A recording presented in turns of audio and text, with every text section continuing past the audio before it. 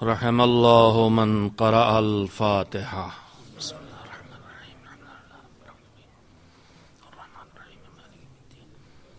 ایاک نعبد وایاک نستعین. اهدنا الصراط المستقیم.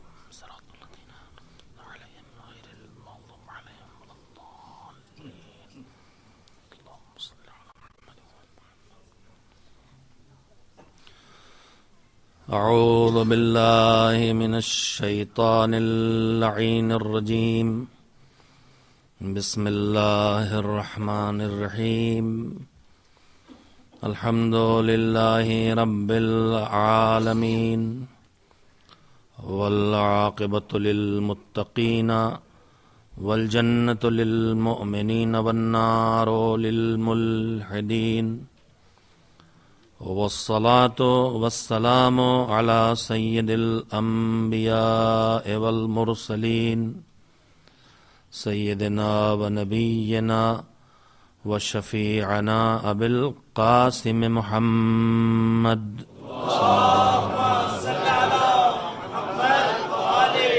وآلہ الطیبین الطاہرین المعصومین المظلومین واللعنة الدائمة الباقية على أعدائهم أجمعين من الآن إلى يوم الدين.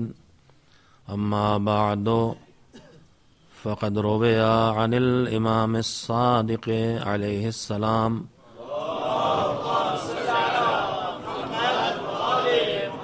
في دعاء له بعد زیارت سید الشہداء المعروفة بزیارت العاشوراء. بسم اللہ الرحمن الرحیم. اللہم احینی حیات محمد وذریتہ وامیتنی مماتہم واحشرنی علی ملتہم وتوفنی علی ملتہم واحشرنی فی زمرتہم ولا تفرق بینی وبینہم طرفۃ عین ابدا فی الدنیا والآخرہ. صلوات بھیجیں محمد و آل محمد.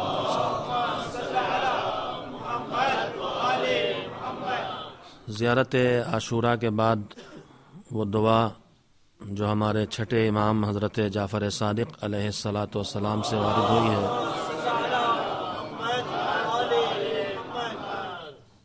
اس کا ایک فقرہ ہے جس کو میں نے ان مجالس کے لیے عنوان قرار دیا ہے. دعا یہ کرتا ہے ظاہر کہ اے پروردگار، مجھے پیغمبر گرامی حضرت محمد مصطفیٰ صلی اللہ علیہ وآلہ وسلم اور ان کی ذریت، ان کی آل اور ان کی اولاد کی زندگی عطا فرما، اور اے مالک ہمیں موت بھی ان کی موت عطا فرما. اور اے پروردگار، جب میں اس دنیا سے اٹھوں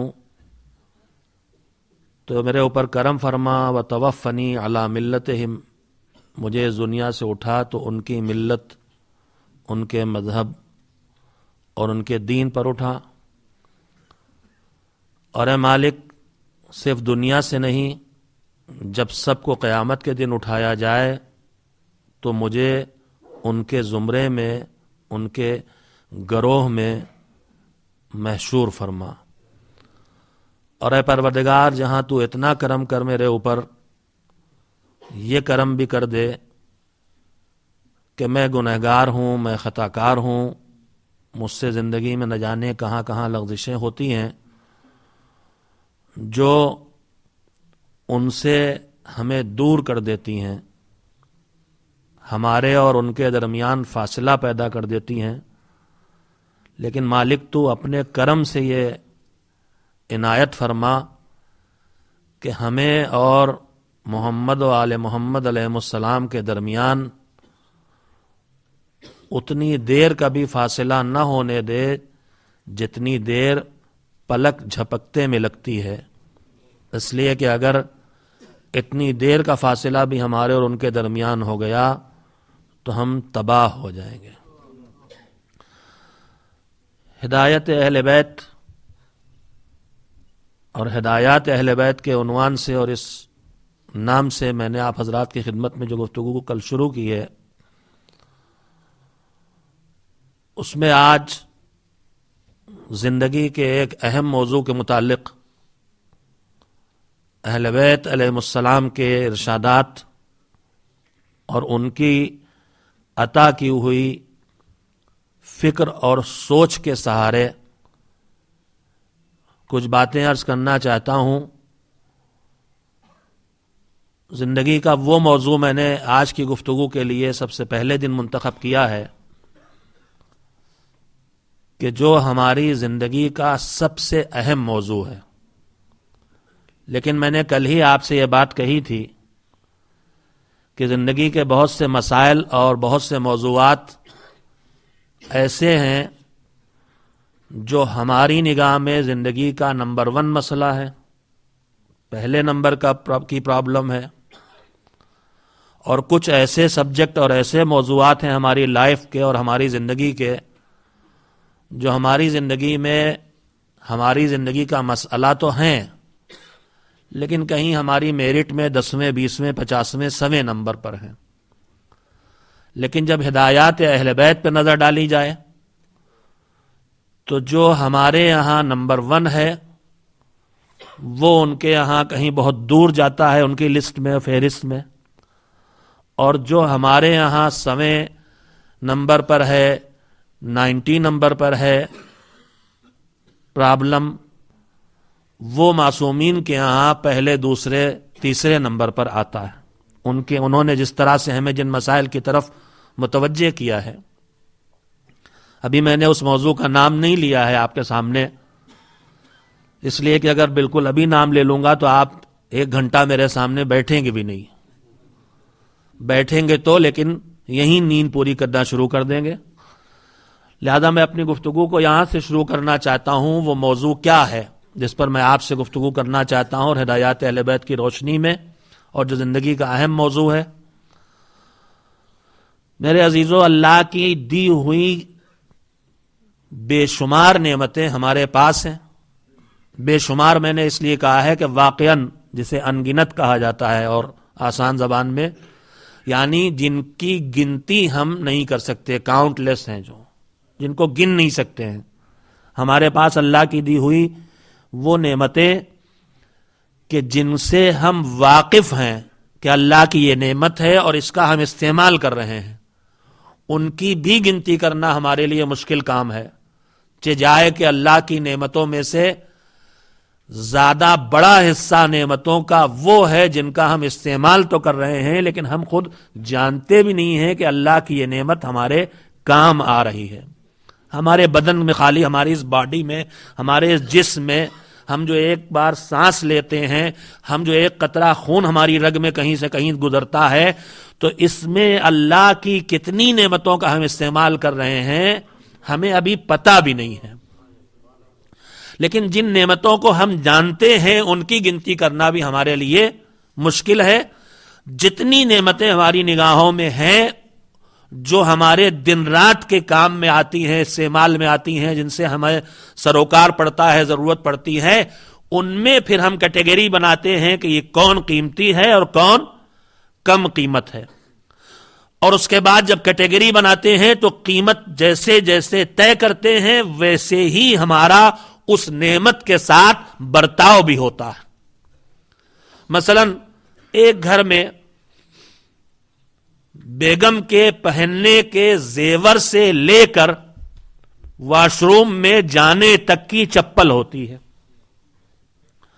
اب میں نے سب سے چھوٹی نعمت اپنے خیال میں یہ جوڑ لی، اگر اس سے بھی کوئی اور چھوٹی چیز ہے جس کو انسان استعمال کرتا آپ وہاں تک چلے جائیے۔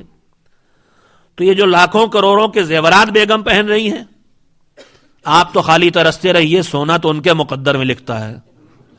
آپ کو بہت شوق ہے تو چاندی پہن لیجیے، بھائی اس سے آگے نہیں جا سکتے۔ تو لاکھوں کروڑوں کا زیور بھی ہے ہمارے گھر میں۔ یہ نہ کہیے گا کہ مولانا صاحب کے گھر میں ہے، آپ کے گھر میں ہے، آپ کا گھر میرا گھر ہے۔ لاکھوں کروڑوں کا زیور بھی ہمارے گھر میں، اور ایک واش روم کی چپل بھی ہمارے گھر میں۔ یہ بتائیے کہ زیور کا وہ سیٹ اور واش روم کی یہ چپل، کیا دونوں کے ساتھ ہمارا برتاؤ ایک جیسا ہوتا ہے؟ نہیں، جو اس کو قیمتی سمجھتے ہیں اس کو سنبھال کے رکھتے ہیں. اب کچھ گھر کے سیف میں ہے، کچھ اس سے زیادہ قیمتی ہے، تو بینک کے سیف میں ہے، جب ضرورت پڑے گی نمائش کی تو نکالا جائے گا، اس کے بعد پھر وہیں رکھ دیا جائے گا. تو اب جو چیز، اب یہیں سے نیچے آنا شروع ہو جائیے. زیورات کے خاتمے کے بعد اب موبائل ہے، پھر گھڑیاں ہیں، اس کے بعد پھر کپڑے ہیں، لباس ہے. تو اب کوئی چیز سیف میں رکھی ہے، کوئی چیز کباڑ میں رکھی ہے، الماری میں رکھی ہے، کوئی چیز ڈرائر میں رکھی ہے، کوئی ہینگر پہ ٹنگی ہے. اب دھیرے دھیرے نیا تولیہ آیا ہے جو قاعدے سے اندر باتھ روم میں ٹنگا ہوا ہے، اور کوئی پرانا سڑا بسا ہے تو کچن میں بیچارہ اپنی زندگی کے آخری دن کی گنتی کر رہا ہے کہ کب قبرستان پہنچائے جائیں. تو اب نہیں، میں نے غلط کہا، کب ڈونیشن والے اس میں ڈالے جائیں، وہ جو بکسا رکھا ہوتا ہے بڑا والا. تو بہرحال کہنا آپ سے چاہتا تھا، آپ متوجہ ہیں، میں باتوں میں بہت وقت بھی نہیں ضائع کروں گا آپ کا، کہ جس چیز کی جتنی ہماری نگاہ میں قیمت ہوتی ہے ہم اس کے لیے اتنے ہی فکر مند ہوتے ہیں اور اتنی ہی زیادہ اس کی حفاظت کا انتظام کرتے ہیں. یہ بات کہنے کے بعد جدر آپ کو مجھے لے کے جانا ہے جو ہماری زندگی کا مسئلہ ہے، چاہے ہم مانیں اور چاہے نہ مانیں.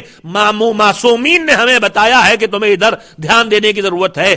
ان نعمتوں میں سے ایک نعمت تک آپ کو لے جانا چاہتا ہوں. مشہور واقعہ ہے سیرت معصومین میں، آپ نے تذکرہ سنا ہوگا، ہمارے چھٹے امام حضرت جعفر صادق علیہ الصلوۃ والسلام.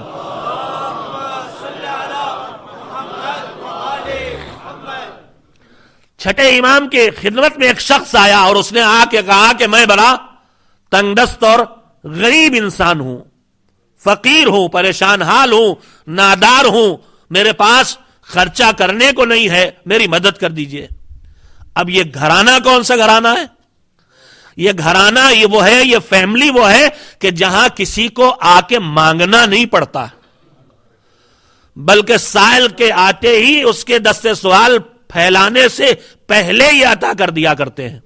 ان کے گھر کی خصوصیت یہی ہے کہ یہ کسی کو اپنے دروازے سے خالی ہاتھ واپس نہیں بھیجتے اور کبھی یہ کسی دوسرے کے آگے ہاتھ نہیں پھیلاتے.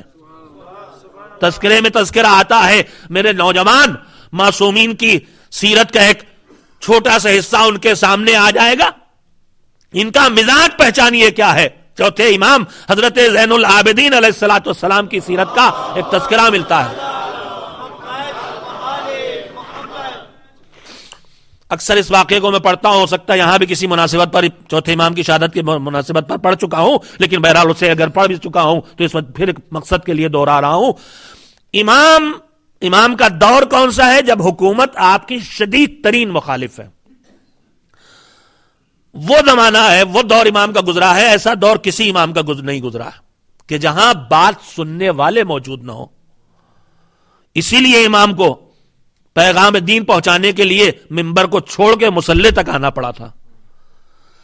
جب ممبر ملا تو ایک علی ممبر پہ گیا تو نہج البلاغہ وجود میں آئی، اور جب ممبر نہیں دیا گیا تو دوسرا علی مصلی پہ چلا گیا تو صحیفہ کاملہ وجود میں آ گئی. ہدایت کا کام تو انہوں نے انجام دیا ہے اسی طرح سے.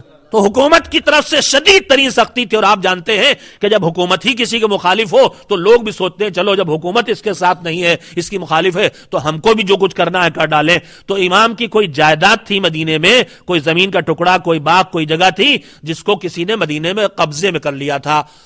امام کیا کر سکتے تھے؟ اس کے قبضے میں تھا، ظالم خاندان سے تعلق رکھتا تھا، وہ بظاہر گورنر کے کنبے سے. حج کے لیے امام تشریف لائے تھے. جملہ صرف ایک قیمتی یاد آ گیا اس لیے درمیان میں بات سنا رہا ہوں آپ کو. حج کے لیے امام تشریف لائے تھے. وہاں بادشاہ وقت آیا ہوا ہے. اب امام کے ساتھ ظلم و ستم کا برتاؤ تو ہو رہا ہے، لیکن ایسا تو ہے نہیں کہ امام کو کوئی جانتا نہیں ہے، کوئی پہچانتا نہیں ہے کہ فرزند رسول ہیں، یہ پیغمبر کے نواسے ہیں، یہ حسین کے بیٹے ہیں، علی کے پوتے ہیں. جانتے تو سبھی ہیں. تو جب سب جانتے ہیں تو کھلے عام لوگوں کے سامنے حکومت کا سربراہ بھی ان کے ساتھ بدسلوکی کرنے کی ہمت نہیں رکھتا. تو کسی نے کہا امام سے کہ آپ کی زمین کا ٹکڑا فلاں شخص نے قبضے میں کر لیا ہے اور دیکھیے اس وقت آئے ہوئے حج کے لیے فلاں خلیفہ صاحب, اور اگر آپ ان سے جا کے یہ کہہ دیتے, ایک ذرا سا اشارہ کر دیں تو ابھی آپ کی جائیداد آپ کو واپس مل جائے گی. اپنی جائیداد ہے, دوسرے کی نہیں ہے. مگر جملہ میرا ہر غلام علی سنے, جملہ سنیے امام کا. امام تھے مکے میں, حج کرنے آئے تھے. حج میں آدمی اس کے پاس جتنا وقت ہوتا ہے مسجد الحرام میں وقت گزارتا ہے, خانہ کعبہ کا طواف کرتا ہے, اللہ کے گھر کے پاس ہاتھوں کو اٹھا کے دعا کرتا ہے. تو جب کسی نے کہا کہ آپ ان سے اشارہ کر دیں گے تو ابھی آپ کی جو زمین چھن گئی ہے وہ واپس مل جائے گی, تو امام کا جملہ سنیے عزیزو. انسان اس پوری زندگی جو مانگتا ہے, تو اللہ بندے سے مانگنے والوں کی بات نہیں کر رہا ہوں, اللہ سے مانگنے والوں کی بات کر رہا ہوں. بندوں سے مانگنے والے نہیں, جو اللہ سے مانگتے ہیں. ہم اور آپ اپنے اللہ سے مانگتے ہیں. پوری زندگی آدمی جو اپنے اللہ سے مانگتا ہے اس کی دو قسمیں ہوتی ہیں.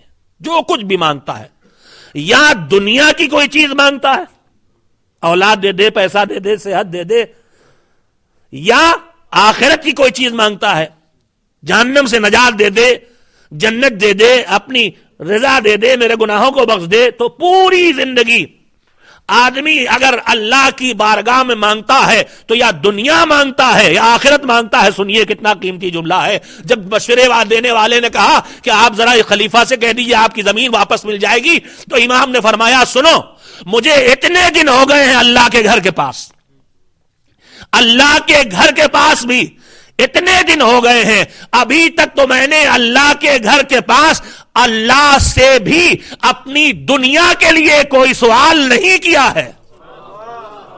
تو جب میں نے دنیا کے لیے اپنے اللہ سے بھی سوال نہیں کیا ہے, یہ میری نگاہ میں اتنی ذلیل ہے, تو میں ایک بندے کے ہاتھ کے آگے اپنی دنیا کے لیے کاہے کو ہاتھ پھیلانے جانے والا ہوں. ایک صلوات بھیجے محمد و آل محمد علیہ وسلم.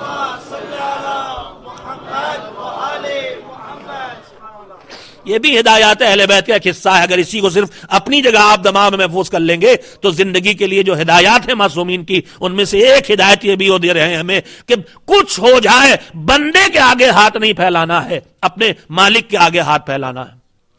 خیر تو میں جہاں تھا وہاں واپس آپ کو لے چلوں. اس نے آ کے کہا میں غریب, میں فقیر, میں نادار, میں پریشان حال, میری مدد کر دیجیے.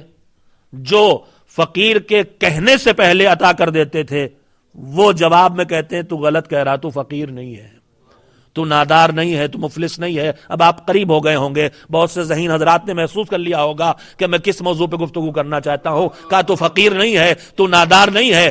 اس نے پھر سمجھی نہیں امام کی بات, کہا مولا میں جھوٹ نہیں بول رہا ہوں. حالانکہ اس کو کہنا ہی نہیں چاہیے یہ بات. امام کو جب جانتا ہے, اگر امام کہہ دیں تو اس کا مطلب یہ ہے کہ تمہیں سوچنا چاہیے کہ امام تمہارے پاس پیسہ نہیں ہے, امام جانتے ہیں, اس کے باوجود کہہ رہے ہیں تم فقیر نہیں ہو, تو پھر امام تمہیں کیا سمجھانا چاہتے ہیں. مگر نہیں سمجھ سکا وہ. اس نے کہا میں سچ سچ کہہ رہا ہوں مولا, میرے پاس کچھ نہیں ہے, کھانے کو نہیں ہے, قرضدار ہوں, پریشان ہوں, نادار ہوں, مفلس ہوں. وہ اپنے افلاس اور غربت کی بات بار بار کر رہا ہے, اور امام اس سے ہر بار کہتے تم فقیر نہیں ہو, تم فقیر نہیں ہو, تم فقیر نہیں ہو. روایت کہتی ہے جب 2-3 بار میں وہ امام کی بات نہ سمجھ سکا تو جہاں گفتگو ہو رہی تھی سامنے کوئی پہاڑی تھی, امام نے اس پہاڑی کی طرف اشارہ کیا کہ یہ پہاڑی دیکھ رہے ہو, یہ پہاڑ دیکھ رہے ہو. کہاں؟ کہ میں ایسا کرتا ہوں کہ اس پہاڑ کو سونے کا بنا کے تمہیں دیے دیتا ہوں, مگر میری ایک شرط ہے بس. کب وہ کیا ہے؟ کہ یہ تمہیں سونے کا پہاڑ تو مل جائے گا. آپ سوچیے سونے کا پہاڑ مل جائے تو شاید قیامت تک اس کی نسلوں کو آگے غربت کا سامنا نہیں کرنا پڑے گا, اتنی بڑی دولت ہوگی. کہ میں تمہیں یہ سب کا سب دے دوں گا, سونا اتنا سونا دے دوں گا پہاڑ کو سونے سے. اچھا وہ بھی اگر کوئی اور ہوتا تو کہتا مولا کیوں مذاق کر رہے ہیں, مگر وہ جانتا ہے یہ جعفر صادق ہیں, یہ علی ابن ابی طالب کے پوتے ہیں, یہ سچ کے علاوہ کچھ کہتے نہیں ہیں. اور ان کے ہاں یہ کوئی انہونی نہیں ہے. ان کے دادا نے خالی کہا تھا کہ اگر میں کہہ دوں تو مٹی کی دیوار سونے کی ہو جائے, تو مٹی کی دیوار سونے کی ہو گئی تھی. تو کہا میں تمہیں دے دوں گا مگر میری ایک شرط ہے. کہا وہ کیا ہے؟ کہا تمہارے دل میں جو ہم اہل بیت کی محبت پائی جاتی ہے یہ باہر نکال دو. کہا مولا یہ تو نہیں ہو سکتا. کہ پھر آج سے اپنے کو غریب نہ کہنا, جب تمہارے پاس اتنی بڑی دولت ہے کہ سونے کا پہاڑ لے کے بھی وہ دولت دینے پہ تیار نہیں ہو تو پھر تم غریب کہاں سے ہوئے؟ ایک صلوات بھیجے محمد و آل محمد علیہ السلام۔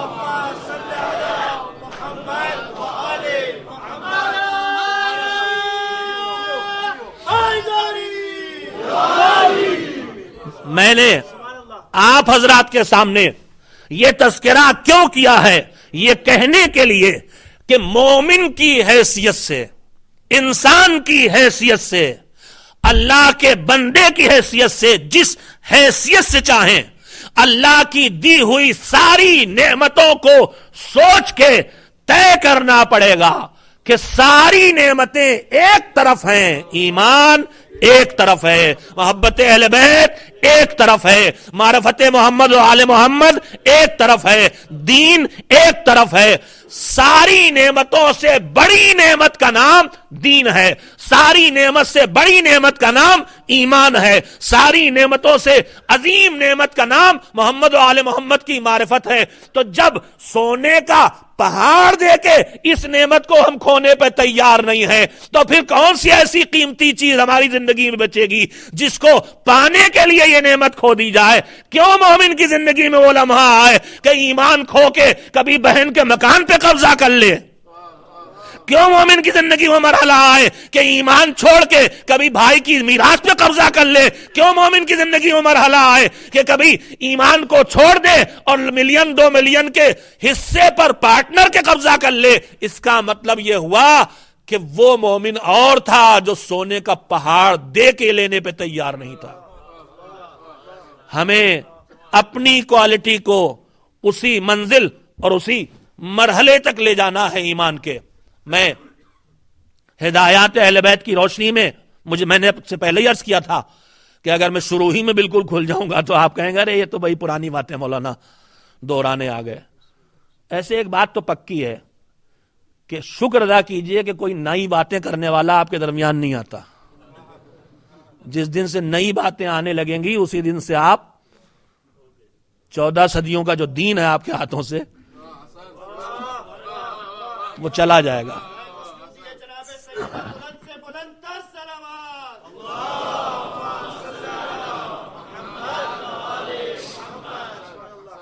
اس ایمان کے بارے میں، اس معرفت کے بارے میں، اس محمد و آل محمد کی محبت کے بارے میں، اس کی قیمت پہچانیں گے ہم تو اسی حساب سے اس کی حفاظت کی فکر بھی ہم اپنے دل و دماغ میں پیدا کریں گے۔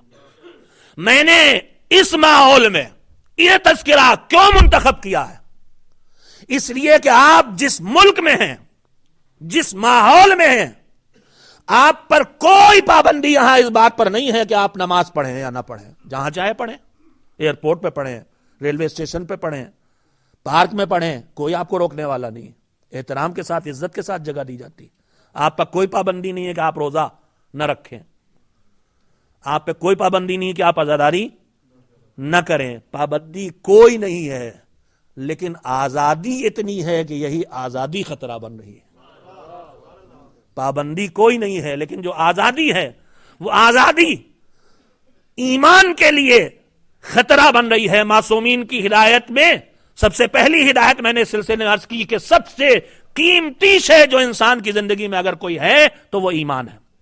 اس کے بعد دوسری ہدایت جو آپ کی خدمت میں عرض کرنا چاہتا ہوں کہ سونا خرید کے آپ گھر میں رکھ لیتے ہیں، وہ زیور والا، حالانکہ ویلو تو اس کی بھی بڑھتی ہے۔ سونا جو آپ خریدتے ہیں، چلیے یہی مثال رہنے دیجئے، چاہے زیور ہی کا کیوں نہ خریدیں تو اس کی قیمت گھٹتی بڑھتی ہے کہ نہیں ہے؟ کبھی بڑھ جاتی ہے اور کبھی گھٹ جاتی ہے۔ ایسی زیادہ تر نعمتوں کے حالات یہی ہیں میرے عزیزوں، جیسے یہ ساری نعمتیں ہیں، گھٹتی بھی ہیں، بڑھتی بھی ہیں، چھنتی بھی ہیں، چلی بھی جاتی، چوری بھی ہو جاتی، سیف میں رکھنے کے باوجود۔ اچھا یہ بھی آپ جانتے ہیں مجھ سے بہتر کہ جتنی قیمتی چیز ہوتی ہے اتنا ہی اس کا چالاک دشمن ہوتا ہے۔ جو کم عقل دشمن ہوتے ہیں وہ چھوٹی چوریاں کرتے ہیں، باہر سائیکل کھڑی اٹھا کے چل دی ہے، ارے بیوقوف آدمی ہے سائیکل اٹھا کے لے گیا، ہم یہ ہاتھ مارتے ہیں تو گہرا، تو وہی سمجھ لیے کہ سب سے قیمتی چیز کا نام ہے ایمان، تو سب سے شاطر دشمن کا نام ہے شیطان۔ اور یہ ہر وقت ہمارے پیچھے لگا ہوا ہے.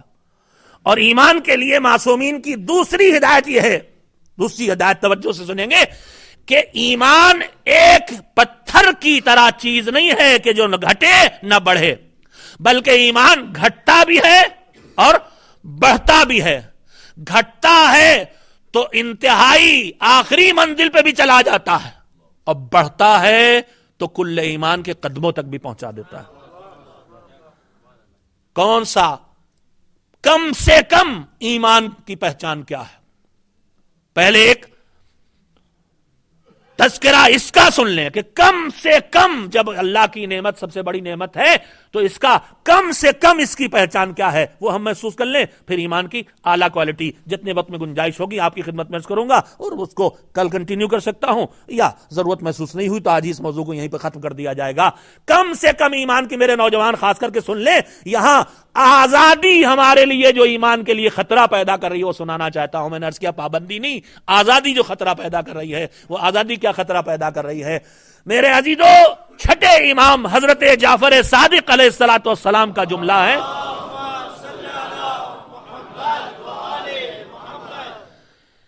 امام نے فرمایا کہ کم سے کم ایمان کی پہچان یہ ہے کہ جب تم کوئی نیکی کرو تو نیکی کرنے کے بعد تمہیں خوشی کا احساس ہو.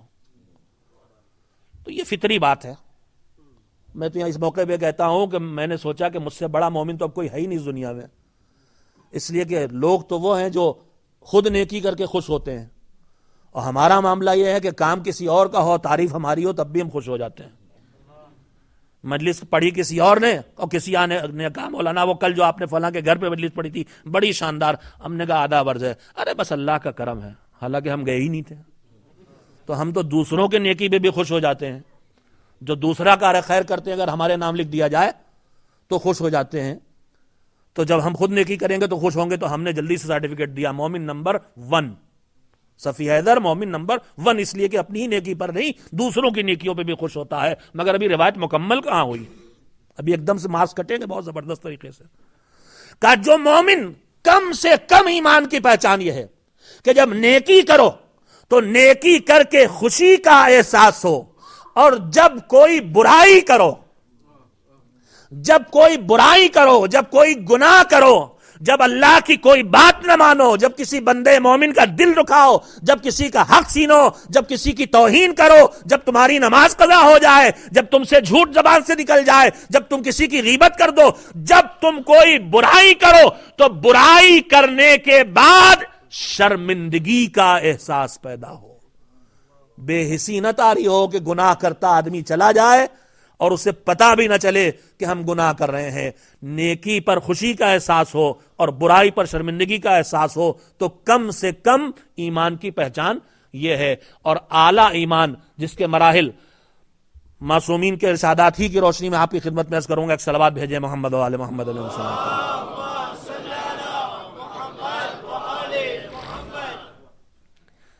ایمان کو گھٹتا بھی ہے, ایمان بڑھتا بھی ہے, اور ایمان مٹتا بھی ہے. تھوڑی سی آپ پہ تھکن طاری ہو گئی, تھوڑا سی ہلکی سی ایک بات کہہ لیں, آپ کی تھکن تھوڑی سی کم ہو جائے. ایمان کو خطرہ سب سے بڑا کہے سے ہے, گناہ سے.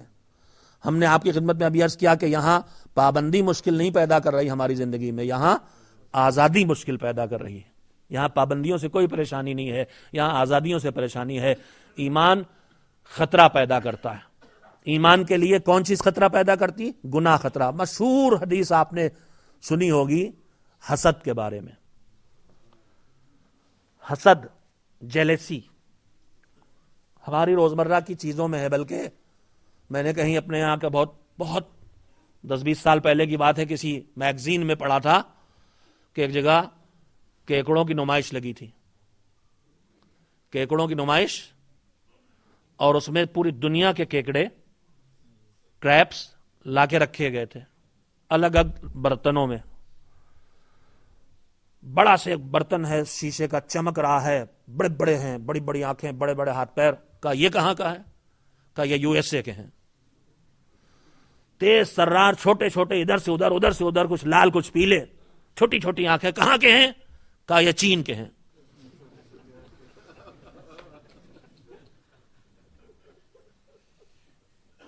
गुर्रा रहे हैं, एक दूसरे को नोचे खा रहे हैं, फाड़े खा रहे हैं, कड़ी कड़ी आवाजें निकाल रहे हैं। ये कहां के हैं? कहा ये सऊदी अरब के हैं। अब चारों तरफ के केकड़े रखे हुए हैं, क्रैब्स रखे हैं बर्तनों में, जार्स में, और जार्स पे ढक्कन फिट है सब पे। देखते देखते एक जार तक पहुंचे, फुल केकड़ों से फुल, हर कलर का, हर साइज का, हर शक्ल सूरत का केकड़ा उसके अंदर मौजूद। का ये कहां के हैं? कहने इंडिया के हैं। मगर जो देखने वालों ने देखा तो क्या देखा कि जार में जो फुल है उस पे कवर नहीं है, ढक्कन नहीं है, कैप नहीं है, बंद नहीं है वो। तो किसी से पूछा मैनेजर से कि सब तो ढक्कन बंद है इनके। कहां बंद न करें, सब निकल भाग जाएंगे, एक नहीं रुकेगा यहां। कह ले इसका ढक्कन क्यों नहीं बंद है? कह ले ये नहीं भागते। कहा क्यों? क्या इनको चढ़ना नहीं आता? क्या इनको चलना नहीं आता? कहा नहीं ये बात नहीं। कहा फिर क्यों नहीं भागते? कहा इनमें जब कोई एक ऊपर चढ़ता है दूसरा उसकी टांग पकड़ के खींच लेता है। तो हमारी सोसाइटी की एक बीमारी है, ये हमारी सोसाइटी के नाम से जानी जाती है, हसद और जेलेसी। अल्लाह ने ये जज्बा हसद की शक्ल में नहीं दिया था, तरक्की के लिए जज्बा दिया था कि दूसरे को बढ़ते देख के उससे आगे जाने की कोशिश करो। आज तक आपने किसी रेस में देखा है कि घोड़े दौड़ रहे हो तो जो आगे निकला हो वो दूसरे वाले ने उसको टांग मारी हो? दूसरा वाला पहले वाले से आगे जाने की पूरी ताकत लगाता है। तो अल्लाह ने यह जज्बा इसलिए दिया है ताकि यह इंसान आगे बढ़े, इसलिए नहीं कि पीछे करे। मगर हो यह रहा है कि इस जज्बे से हम पीछे कर रहे हैं दूसरों को, खुद आगे बढ़ने के बजाय। अब सुनिए, ये जो हमारी निगाह में छोटी सी बीमारी और मामूली सा गुनाह है, न ये कत्ल है, न ये शराब पीना है, न ये पोर्क खाना है, न ये बदकारी है, अरे ये तो पूरे माशरे में है, चलता है। लेकिन कितनी खतरनाक बीमारी है। इंसान के पास कुल सरमाया दो चीजों का है, एक ईमान है और एक उसके अच्छे काम है। हसद के लिए दो रिवायतें हैं, इन्नल हसद याकुलुल हसनात कमा ताकुलुन नारुल हतब। हसद नेकियों को वैसे खा जाता है जैसे आग लकड़ी को खा जाती है, और सिर्फ नेकियों को नहीं खाता हसद। उसके बाद दूसरा जुमला क्या है? इन्नल हसदा याकुलुल ईमान कमा ताकुलुन नारुल हतब। हसद ईमान को वैसे खा जाता है जैसे आग लकड़ी को खा जाती है। बीमारी हमारी सोसाइटी में मौजूद है। हमसे ज्यादा रिवायत आपने सुनी होगी, उसे दोहराने में कोई हरज नहीं, थोड़ा आप खुश हो जाएंगे। हसद दो जगहों पे सबसे ज्यादा पाया जाता है। रिवायत कहती है एक औरतों में और एक मौलवियों में। आलिम के लिए लफ्ज आया है कि उलमा में और औरतों में हसद पाया जाता है, बजाय आगे बढ़ने के, दूसरे को पीछे लाने के। तो बहरहाल मैं आपको बहुत दूर इधर उधर ले जाना अच्छी बात नहीं है। मैं आपकी खिदमत में अर्ज कर रहा था कि मासूमीन की हिदायत की रोशनी में जो चीजें कीमती हैं उनमें सबसे कीमती मवद्दतो महब्बतो ईमानो मारिफत है। और इस ईमानो मारिफत के घटने के भी इम्कानात हैं, बढ़ने के भी इम्कानात हैं, मिटने के भी इम्कानात हैं। ये घटता कैसे है, ये बढ़ता कैसे है, ये मिटता कैसे है, इसके जो असबाब हैं उनमें सबसे बड़ा और सबसे नुमाया और सबसे अहम सबब है इंसान का गुनाह के रास्ते पर बेमुबालात होके, बगैर तवज्जो दिए हुए, बगैर किसी हिस्स के, बेहिसी के साथ गुनाह के रास्ते पे जाना, कि धीरे धीरे ये इंसानी जिंदगी से ईमान की नूर को और ईमान की रोशनी को खींच लेता है। और इसे न सिर्फ ये कि बचाना, बस आखिरी बात, वक्त खत्म हो रहा है, कि न सिर्फ ईमान के बचाने की फिक्र हमें करना है, जो मैंने आज आपसे सिर्फ ये कहा है कि जिंदगी का जायजा लेके अपने जिंदगी की उन गलतियों से बचने की पूरी कोशिश करना होगी कि जिनको गुनाह कहा जाता है, जो अल्लाह की नाफरमानी है। चाहे वो जबान से गलतियां हो रही हों, चाहे वो आंखों से गलतियां हो रही हों, चाहे वो हाथ पैरों से गलतियां हो रही हों, चाहे वो दिमाग से गलतियां हो रही हैं। बस तेजी से सुन ले कि इसी तरह से, इसी राह में ये इंसान जब आगे बढ़ता है तो ईमान की आखिरी मंजिल तक जाने में जिन मरहलों से गुजरता है वो तेजी से सुने। अभी माह मुबारक रमजान गुजरा है। माह मुबारक रमजान में जो दुआएं हमने और आपने पढ़ी हैं, मैं उन्हीं दुआओं में, मासूमीन की दुआएं हैं, उन दुआओं के सहारे आपकी खिदमत में उनकी हिदायत का एक पहलू और रखना चाहता हूं। दुआ जो रमजान की रात में पढ़ने के लिए वारिद हुई है, یعنی دعائے افتتاح. دعائے افتتاح کا ایک جملہ ہے اللہم ما عرفتنا من الحق فحملنا وما قصرنا عنہ فبلغنا. میرے جو جوان اس کا مطلب نہیں جانتے میں ان کے لیے عرض کروں گا. میں آپ سے ایک سوال کروں پہلے جو دعا کا ترجمہ کرنے سے پہلے کہ یہ بتائیے کہ کیا ہم میں سے کوئی ایک آدمی اس بات کا دعویٰ کر سکتا ہے کہ اس زمین پر اس دنیا میں جو کچھ حق ہے اس سب کو میں پہچانتا ہوں؟ ہم میں سے کوئی دعویٰ کر سکتا ہے؟ اپنے گھر کے کتنے معاملات ہیں، 2 بچے ہمارے آپس میں لڑ جاتے ہیں تو ہم ان بچوں کے درمیان کبھی کبھی نہیں طے کر پاتے، کنفیوز ہو جاتے ہیں کہ اس میں حق کدھر ہے. تو کیسے کہہ سکتے ہیں کہ اس زمین پہ جو کچھ حق ہے وہ ہم سب پہچانتے ہیں؟ نہیں کہہ سکتے. یعنی ہر انسان، بس آخری حصہ ہے میری گفتگو کا، ہر انسان اس بات کو جانتا ہے کہ سارا حق اس کو معلوم نہیں ہے، سارے حق کی معرفت اس کو نہیں ہے. پہلی سچائی ہے. دوسری سچائی سنیے.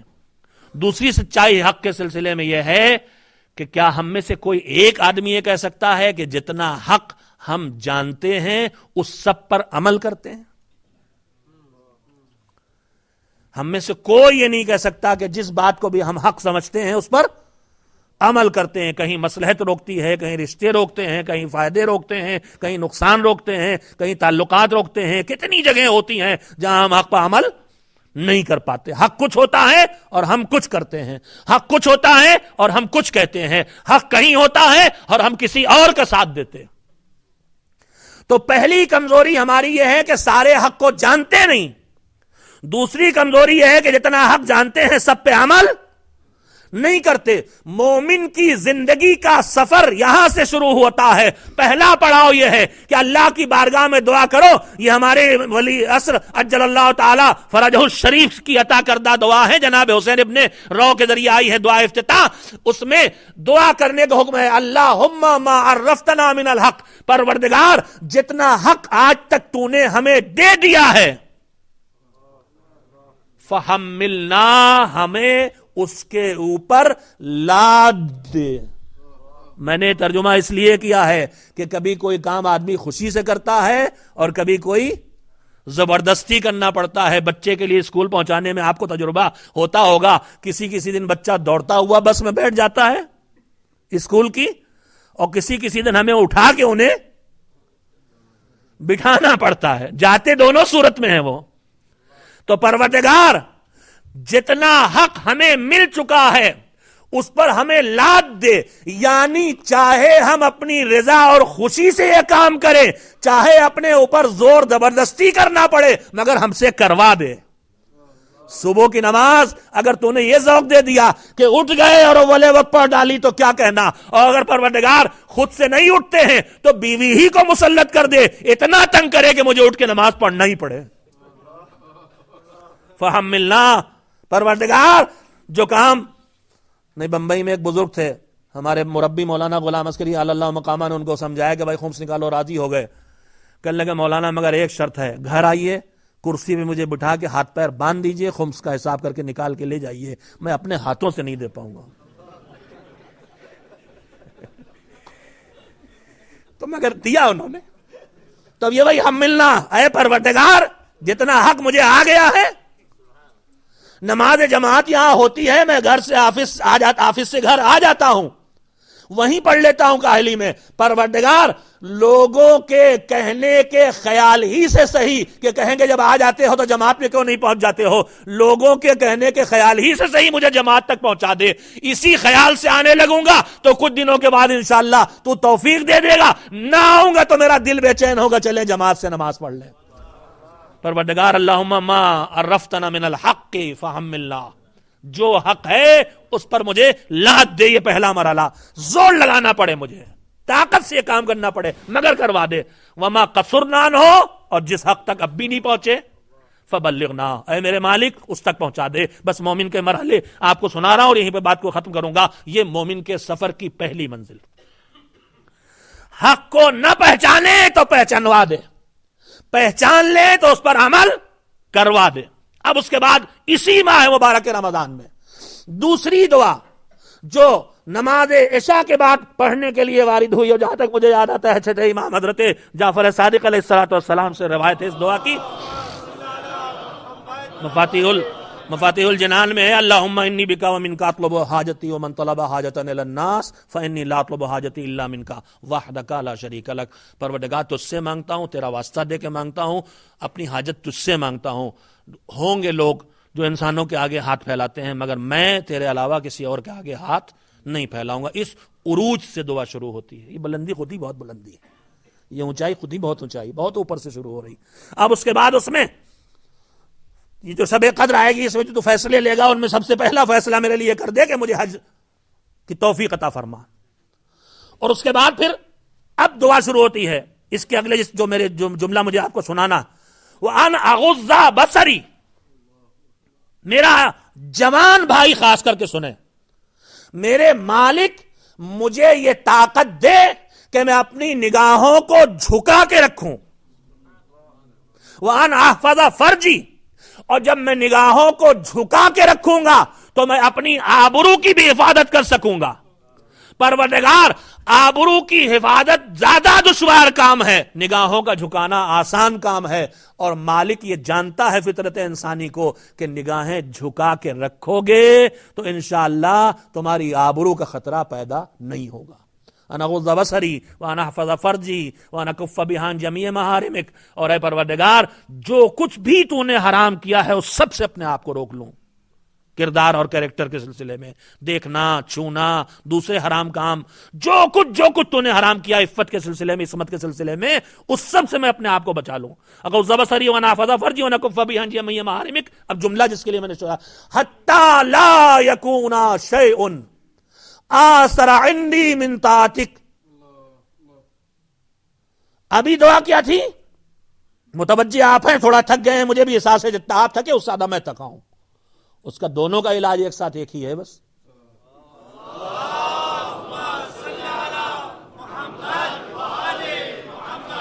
نہیں، اتنے چھوٹے ڈوز میں نہیں ٹھیک ہونے والا ہے مرض۔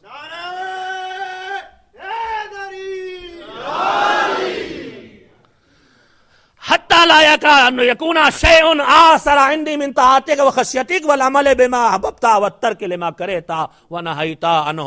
پروردگار مجھے وہاں تک پہنچا دے، نیکیاں کرنے اور برائیوں سے بچنے سے یہ سفر ایمانی شروع ہوتا ہے جب میں نگاہوں کو جھکا کے رکھوں گا، جب میں کیریکٹر کی حفاظت کروں گا، جب میں عبادت کے راستے پہ چلوں گا، جب میں حج کرنے کے لیے جاؤں گا، تو یہ دونوں چیزیں، جو نیکیاں مجھ سے انجام پاتی رہیں گی اور جو برائیاں مجھ سے دور ہوتی رہیں گی، تو ایک منزل وہ آ جائے گی۔ کیا منزل آئے گی؟ حتی لا یکون شیء آثر عندی من طاعتک، یہاں تک کہ پروردگار دنیا کے بہت کام ہیں میرے ذمہ، کاروبار ہے، تعلقات ہیں، ڈنر پارٹی میں جانا ہے، کلب میں جانا ہے، پارک میں جانا ہے، اسکول میں کام، نہ جانے کتنے کام ہیں، میری زندگی پوری کی پوری ان کاموں میں ڈوبی ہوئی ہے، مگر پروردگار یہ تو کر سکتا ہے۔ کیا کر سکتا ہے؟ حتی لا یکون شیء آثر عندی من طاعتک، دنیا کی کوئی چیز تیری اطاعت سے آگے نہ رہ جائے میری نگاہ۔ اس والے پہلے مرحلے میں کیا تھا؟ زبردستی، ٹھوکا پیٹ۔ اب اس والے میں کیا ہے کہ اس منزل پر آ جاؤں کہ دنیا کا کوئی کام تیری اطاعت سے آگے نہ جانے پائے۔ نماز ہے تو نماز پڑھ کے کاروبار ہوگا، کاروبار کر کے نماز نہیں ہوگی۔ خمس ہے تو خمس نکال کے گھر چلایا جائے گا، گھر چلا کے خمس نہیں نکالا جائے گا۔ سچ اور جھوٹ کے مسئلے ہیں تو سچ بول کے زندگی بسر کی جائے گی، زندگی بسر کرنے کے لیے جھوٹ نہیں بولا جائے گا۔ حتی لا یکون شیء آثر عندی من طاعتک وخشیتک والعمل بما احببت۔ اور اب واجب اور حرام کی بات نہیں رہ گئی، جو تجھے اچھا لگے وہ میں کروں اور جو تجھے ناپسند اور برا لگے وہ میں نہ کروں۔ اب واجب حرام کی بات نہیں رہ گئی، اب مستحب و مکروہ کی بات نہیں رہ گئی، بس جیسے ہی پتہ چلے یہ میرے پروردگار کو اچھا لگتا ہے وہ میں کرتا دکھائی دوں، اور جیسے ہی پتہ چلے یہ پروردگار ناپسند کرتا ہے اس سے دور ہوتا دکھائی دوں۔ ایک صلوات بھیجے محمد و آل محمد پر۔ نہیں اونچی اڑان اڑنے میں کوئی حرج نہیں ہوئے، اس لیے کہ کسی دن اللہ توفیق دے ہی دے، لہذا اسے سن تو لیں۔ تو پہلا مرحلہ تھا حق کو پہچانوا دے، حق پہ عمل کروا دے۔ جتنا حق نہیں آتا اسے پہچان لوں، جو آتا اس پہ عمل کر لوں۔ دوسری منزل یہ ہے، دوسری بس زیادہ وقت نہیں لے رہا میں آپ کا، دوسری منزل یہ ہے کہ مجھے اس جگہ پہنچا دے کہ تیری اطاعت کے مقابلے میں دنیا کا کوئی کام اس سے آگے نہ رہ جائے۔ ایسا نہ ہو کہ فٹ بال میچ دیکھتے دیکھتے نماز قضا ہو جائے۔ نماز پڑھوں چاہے فٹ بال میچ دیکھ سکوں چاہے نہ دیکھ سکوں، یہاں مجھے پہنچا دے۔ اس کے بعد تیسری اور آخری بات یہ بتائیے، اس زمین پر بلکہ اس کائنات میں، پوری یونیورس میں جو کچھ ہو رہا ہے یہ کام کس کے ہیں؟ سورج نکلتا ہے، چاند نکلتا ہے، ہوا چلتی ہے، پانی بہ رہا ہے، چڑیاں بول رہی ہیں، روشنی ہے، اندھیرا ہے، اور نہ جانے کیا کیا ان گنت کام ہو رہے ہیں۔ یہ سب کام کس کے ہیں؟ میرے ہیں کہ آپ کے؟ اللہ کے کام ہے نا۔ جو کچھ ہو رہا ہے سب کام اس کے ہیں۔ وہ خود بادل نکالتا ہے، اڑاتا ہے، بٹن دباتا ہے بادل اڑانے والا، سورج کو نکالتا ہے؟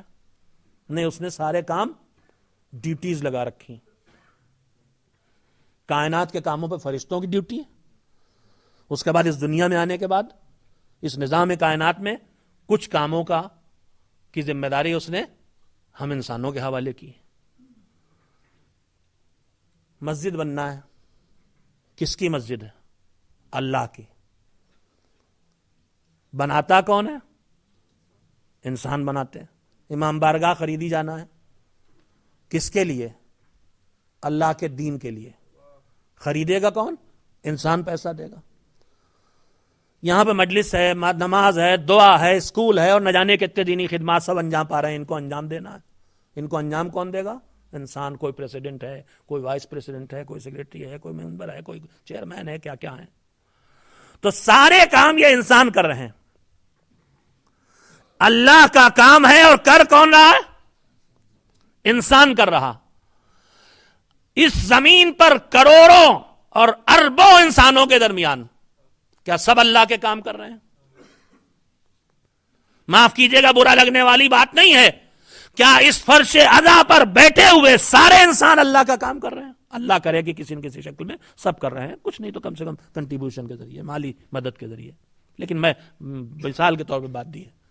میں نے کہنا جو چاہا یہ کہ کام اللہ کے ہیں، لیتا کن سے ہے؟ انسانوں اور بندوں سے۔ کیا اس کے پاس کمی ہے کام کرنے والوں کی؟ کہ اگر صفی حیدر چھوڑ دیں گے یہ کام تو کوئی نہیں کرے گا؟ اس کے ہاں ویٹنگ لسٹ میں نہ جانے کتنی لمبی قطار لگی ہوگی اس کی فہرست میں کہ یہ ہٹے تو یہ لگے۔ تو دین کا کام اور اللہ کا کام اور دین کی مدد، قرآن مجید میں یہ لفظ ہے ان تنصروا اللہ ینصرکم، اللہ کی مدد کرو گے تو تمہاری مدد کرے گا۔ دین کا کام کرنے والوں کی اس کے یہاں کوئی کمی نہیں ہے۔ میں نے بڑا وقت لیا ہے، آپ کو بھی تھکایا، خود بھی تھکا ہوں، لیکن تھوڑی سنجیدہ بات تھی اور امید ہے کہ میسج پہنچے گا۔ اب تیسری دعا بندے مومن کرتا ہے، عروج پر پہنچ رہا ہے۔ پہلی دعا کیا تھی؟ حق نہیں آتا پہچانوا دے، جتنا حق آتا عمل کروا دے۔ دوسری دعا کیا تھی؟ ایک منزل اوپر تھا کہ پروردگارا اب زبردستی والی بات نہ رہ جائے، تیری ہر مرضی اور خوشی کا کام میں بخوشی کرنے لگوں اور تیرے کاموں کو انجام دینے کے مقابلے میں اپنے کسی کام کو آگے نہ آنے دوں۔ اب تیسری دعا جو اسی صفحے پر مفاتیح کے لکھی ہوئی ہے، چھوٹی سی دعا ہے، اس میں بھی کچھ دعائیں ابتدا میں ہیں، اس میں بھی حج کا تذکرہ ہے، اسی میں یہ فیصلہ ہے، یہ دعا اور تذکرہ ہے کہ پروردگار شب قدر میں جو فیصلے کر، اس میں مجھے طول عمر عطا فرما اپنی اطاعت میں، اور مجھے صحت و شفا عنایت فرما۔ اس کے بعد اب اگلا جملہ ہے وَتَجْعَلُنِي، جس کے لیے میں نے اتنا وقت لیا عزیزو آپ کا۔ اے پروردگار مجھے قرار دے، کن میں قرار دے؟ تَجْعَلُنِي مِمَّن تَنْتَصِرُ بِهِ لِدِينِكَ، پروردگارا ان میں قرار دے جن سے تو اپنے دین کی مدد کا کام لیتا ہے۔ وَلَا تَسْتَبْدِلْ بِي غَيْرِي، مالک مجھے بدل کے کسی اور سے اپنے دین کا کام نہ لے۔ یہ ہے مومن کے سفر کی وہ معراج کہ جہاں وہ ناصر دین الہی بن جاتا ہے، ناصر پروردگار بن جاتا ہے۔ میں معذرت خواہ ہوں، میں نے آپ کا وقت لیا اور گفتگو ایسی کی جس میں آپ کو تھوڑا سے بوجھل کیا ہے، لیکن میں نے پورا وقت آپ کا صرف یہ کہنے کے لیے لیا ہے کہ اللہ کی دی ہوئی اس عظیم نعمت کو جس کا نام ایمان ہے، معرفت ہے، جس کا نام معرفت اور مودت اور محبت ہے، اس کی قیمت کو پہچان کے نہ صرف یہ کہ اس کی حفاظت کی فکر ہمیں ہونا چاہیے، بلکہ اس کو بڑھانے اور اس کی کوالٹی کو اونچے سے اونچا کرنے ہم زندگی کے کس شعبے میں رک جاتے ہیں کہ بس اب یہ گھر کافی ہے، اس سے بڑا گھر نہیں چاہیے، یہ گاڑی زندگی قیامت تک کے لیے لے لی، اب نہیں خریدنا ہے مجھے، یہ کاروبار ہو گیا ایک دکان، اس میں آمدنی جتنی ہو رہی بس اس سے زیادہ نہیں چاہیے۔ زندگی کے ہر شعبے میں جب ترقی کرنا چاہتے ہیں اور آگے بڑھنا چاہتے ہیں تو زندگی کا سب سے پہلا شعبہ تو ایمان کا شعبہ ہے، دین کا شعبہ ہے، مذہب کا شعبہ ہے۔ یہاں بھی تو خیال ہونا چاہیے جیسے پچھلے محرم میں تھے اب کی اس سے اچھے ہو جائیں،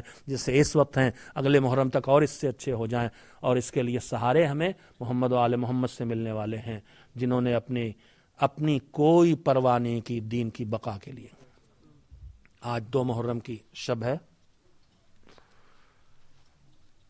حسین مدینے سے مکے آئے تھے اور مکے سے عین حج کے وقت حسین کو مکہ چھوڑنا پڑا تھا۔ جب مدینے سے حسین چلے تھے تو روایات کہتی ہیں کہ نانا کی قبر پہ جا کے فریاد کی تھی، نانا رسول اللہ اس دنیا نے بہت ستایا، جب دنیا بہت تنگ کرتی تھی تو رات کی تاریکی میں آپ کی قبر پہ آ کے سینہ رکھ کے فریاد کر لیتے تھے، دل کا بوجھ ہلکا ہو جاتا تھا، مگر نانا اب یہ امت ہمیں آپ کے پاس رہنے نہیں دینا چاہتی۔ بھائی کی قبر پہ گئے، بھیا تیروں سے زخمی جسم کو دفن کرنے کے بعد کم سے کم تمہارا بھائی تمہاری قبر پہ آ کے اپنے درد کا بوجھ تو ہلکا کر سکتا تھا، مگر بھیا اب یہ ظالم یہاں رہنے نہیں دیتے۔ رات کی تاریکی میں اماں کے قبر پہ گئے، اماں جب آپ کا سینہ یاد آتا تھا تو قبر سے کچھ سکون مل جاتا تھا، مگر اماں اب وہ سینہ بھی چھوٹ رہا ہے، وہ قبر بھی چھوٹ رہی ہے۔ حسین نے جب مدینہ چھوڑا تھا تو ایک قافلہ وہ تھا جسے پوری دنیا نے نکلتے دیکھا تھا، اور ایک قافلہ وہ تھا جسے دنیا کی نگاہیں نہیں دیکھ سکی تھیں، جو حسین کے قافلے کے ساتھ ساتھ چل رہا تھا، جس میں رسول اللہ تھے، جس میں مولا کائنات تھے، جس میں حسین کی ماں فاطمہ زہرا تھی۔ حسین کا قافلہ مکے سے کوفے کی طرف چلا ہے، راستے میں سفیر حسینی کی شہادت کی خبر ملی۔ حسین نے مسلم ابن عقیل کی کمسن بچی کو بلوایا، کانوں میں گوشوارے پہنائے، اور اس کے بعد جیسے یتیم مسلم کے سر پہ ہاتھ رکھا، دست شفقت پھیرا، ایک مرتبہ بچی کمسنی کے باوجود سمجھ گئی، کہا آقا اے میرے امو سب خیر تو ہے، میرے بابا کی خیر ہو، آج آپ میرے ساتھ وہ برتاؤ کر رہے ہیں جو یتیموں کے ساتھ کیا جاتا ہے۔ حسین نے کہا بیٹا مسلم مارے گئے تو کیا ہوا، یہ تمہارا چچا حسین تو موجود ہے، میں کہوں گا ہاں میرے مولا، یتیم مسلم کو جب خبر شہادت پدر ملی تو آپ سر پر موجود تھے، لیکن جب اب یتیم حسین نو کے نیزہ پہ باپ کا سر اور پشت پہ تادیانے اجرکم اللہ۔ حسین قافلے کو لے کے کوفہ جا رہے تھے، راستے میں قافلہ روکا گیا، کوفہ نہیں جا سکتے، آخر کار دشت کربلا کی طرف مڑ گیا قافلہ۔ دشت کربلا پہنچا تھا قافلہ کہ ایک مرتبہ چلتا ہوا سوار رک گیا، چلتا ہوا راہوار رک گیا۔ حسین نے دائیں اور بائیں رخ کیا، اور اس کے بعد کسی کو آواز دے کے پوچھا اس جگہ کا نام کیا ہے؟ کسی نے بتایا اس جگہ کو نینوا کہتے ہیں۔ کہا اور کوئی نام بھی ہے؟ کہا اس کو ماریا بھی کہتے ہیں۔ کہا اور کوئی نام بھی ہے؟ کہا اس کو کربلا بھی کہتے ہیں۔ بس حسین نے آواز دی ہاں یہی کرب و بلا کی زمین ہے، یہی ہمارا خون بہایا جائے گا، یہی ہماری بیویوں کے سروں سے چادریں چھینی جائیں گی۔ حسین کا قافلہ کربلا میں ٹھہرنے کا انتظام کر رہا ہے۔ فرات کے کنارے خیمے لگ رہے تھے کہ ایک مرتبہ لشکر یزید نے روک دیا، حاکم کا حکم ہے فرات کے کنارے خیمے نہیں لگیں گے۔ عباس کے کانوں میں آواز پہنچی، کس کی مجال، کس کی مجال کہ میرے آقا اور ان کے بچوں کے خیمے تپتے ہوئے ریت میں لگے اور عباس زندہ رہے۔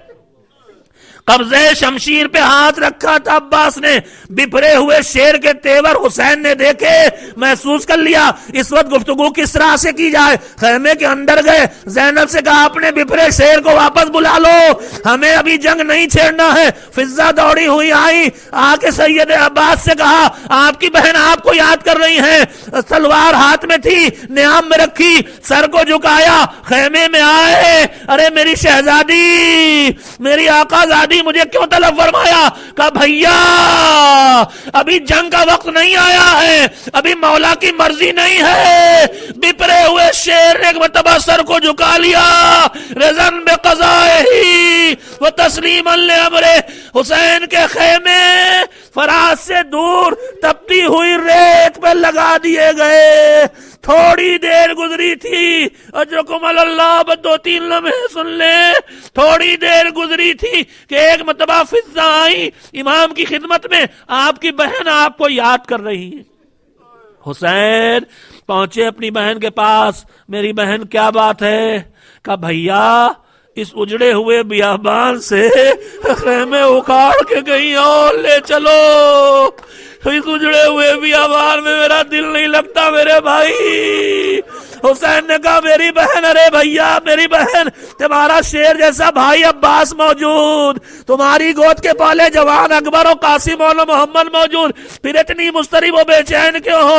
کہا میرے بھائی میں آپ سے کیا بتاؤں، ارے بھیا جب سے اس اجڑے بیابان میں خیمے لگے ہیں، خیموں کے ارد گرد سے ایک بی بی کے رونے کی آواز آتی ہے، جیسے کوئی ہائے حسین، ہائے حسین کہہ کے گریا کر رہی ہو۔ ارے میری بہن یہ کوئی اور بی بی نہیں، یہ ہماری اماں فاطمہ زہرا ہے۔ جب سے ہم نے مدینہ چھوڑا اماں بھی ہمارے ساتھ آ گئی ہے۔ وَسَيَعْلَمُ الَّذِينَ ظَلَمُوا أَيَّ مُنقَلَبٍ يَنقَلِبُونَ أَلَا لَعْنَةُ اللَّهِ عَلَى الْقَوْمِ الظَّالِمِينَ۔